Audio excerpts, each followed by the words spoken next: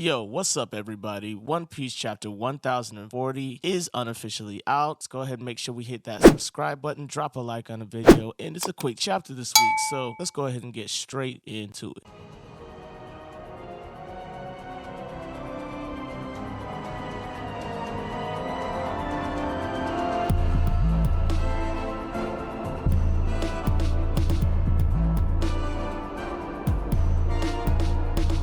Yeah, so like I was saying, this chapter this week is pretty much a cleanup chapter from the previous chapters. So it's titled Falling on Deaf Ears, and we begin with a cover page of Niji and Yonji still in Mont Dior's book. They're pinned to the pages, and I mean, they don't really seem like they care, but we do see that they are both remembering when they were actually fighting Big Mom. It looked like Big Mom basically took them to work, like they didn't stand a chance against Big Mom. Nothing like the two that are going up against Big Mom right now. So good luck to them. Hopefully they figure out the next step, but until then we're gonna go ahead and get into this chapter. So the chapter picks up from the final attack that we saw Kid deliver in the last chapter. The damned punk laser blast, it's hitting Big Mom point blank, and we can actually see in this panel on the left over here that the beam is so huge that it's bursting through Onigashima all the way through, and it's hitting the ground of Wano. So this blast is even bigger than we thought, and to our surprise, Big Mom here is actually smiling, and she's actually saying, you know, you damn brats. People at this point are starting to realize that, yo, it really wasn't enough to beat Big Mom with that attack. You know, you really have to question, like, yo, this is a real deal monster we have on our hands. We've seen Law and Kid throw everything at her, stuff that we've never even seen before,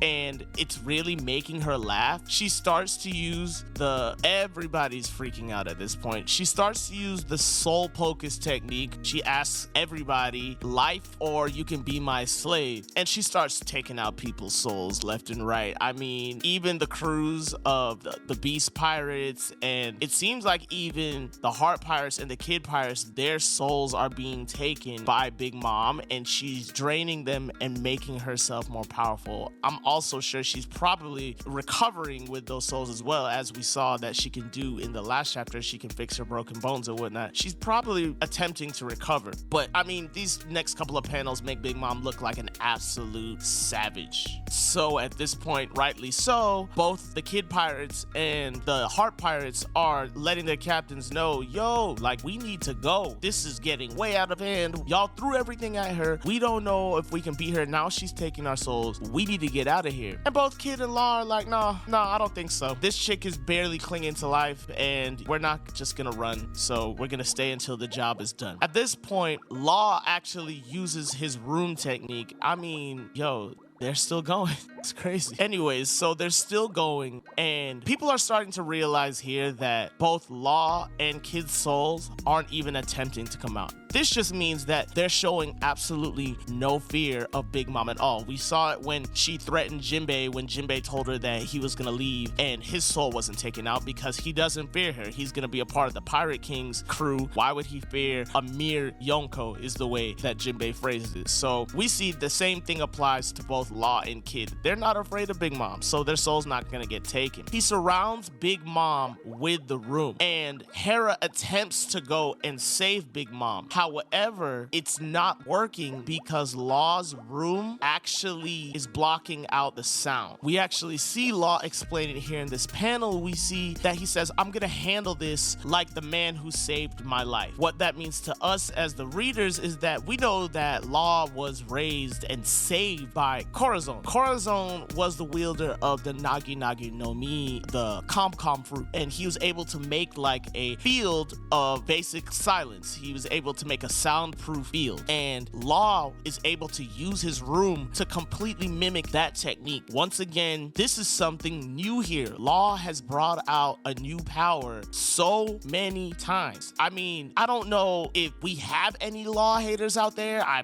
don't think I've ever come across a Law hater, but But I'm just gonna say it right now. You heard it here first. Everybody in the One Piece world loves parallels, right? Law is the parallel of Whitebeard in the new era, all right? Law is this man. He's that good. I mean, one-on-one against Luffy, I'm not even sure Luffy is actually taking this guy. Like, Law is insane. His versatility with his devil fruit is absolutely top notch. Drop a like on the video if you love Law. But just to get that out the way, so we see here that Law makes a soundproof room around Big Mom. Now this is important because in order for Big Mom's homies to follow her command, they have to be able to hear her. Talking to a homie is like talking to a person, right? So yeah, they'll do whatever she says, but if they can't hear what she says, they can't do anything. So Law surrounds her with the room, and Kid hits her with another damned punk laser beam attack. At this point, the attack starts to force Big Mom through the ground of Onigashima. She doesn't know what the hell is going on. Prometheus and Hera won't come save her, so she's hella confused. And she actually bursts into the basement here where Yamato's trying to take care of business with a gazembo, and she's like, yo, Big Mom's falling through the ceiling. It's not making any noise. What the hell is going on here? And thinking quickly, Yamato actually freezes the bombs in the basement and puts up shields, I guess, to protect herself and the bombs so the bombs don't go off, because the gazembo, I'm not sure here if the gazembo actually touches the bomb or Big Mom does, but one of them sets off the bomb and we see it exploding on the side of Onigashima right here. So something actually happened, but Yamato was actually able to minimize the damage, which obviously we know it would have been catastrophic if that bomb had actually went off. We would have had a whole nother set of situations on our hands. So I'm not sure if the gazembo goes away at this point. It looks like it was hit by Kid's damned punk laser, but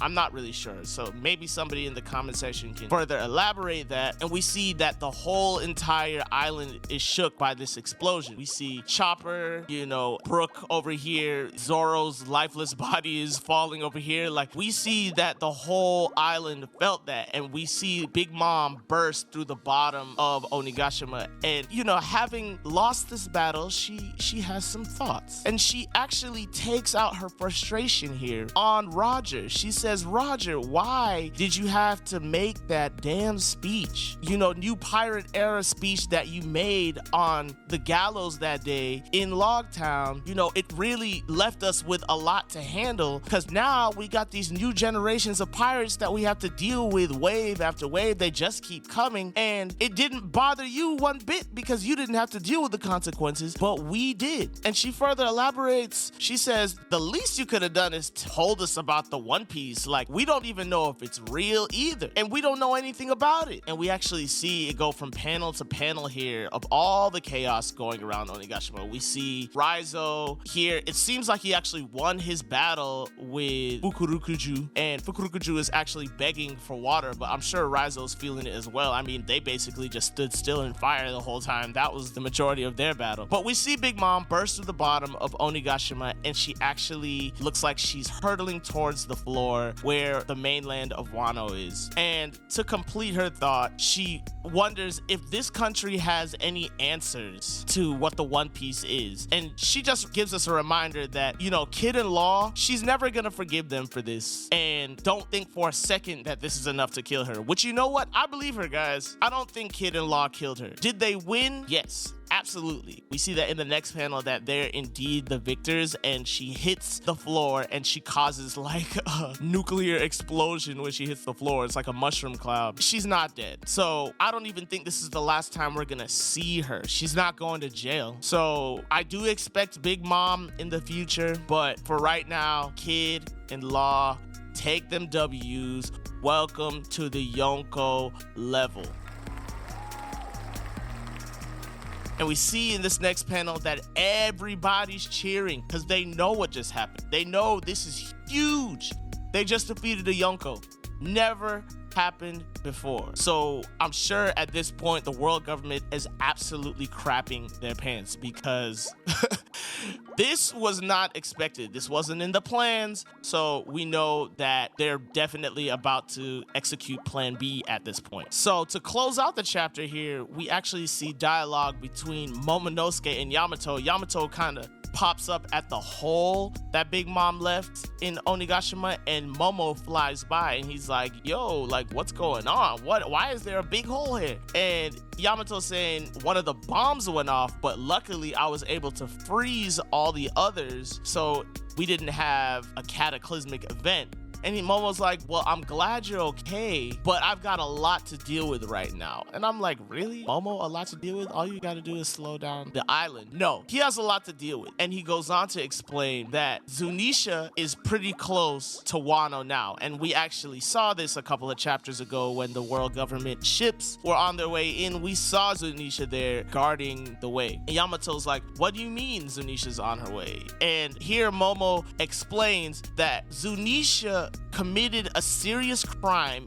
800 years ago when she was Joy Boy's companion. This is what they leave off the chapter with. What makes it worse is that we're on break next week, so we have 2 weeks to theorize and the internet to go absolutely crazy as to what the crime Zunisha committed was. We know she committed a crime. We don't have any idea of what it is. However, we know that she was commanded to walk like the earth by Joy Boy. At least now it's confirmed that it's Joy Boy. We know that she was commanded by Joy Boy to walk the earth as punishment. So we knew she did something wrong. I guess she committed a crime when she was Joy Boy's companion. To be honest, we have no idea. So let the theories commence. Anyways, stellar chapter. I'm gonna go ahead and give it a 7 out of 10.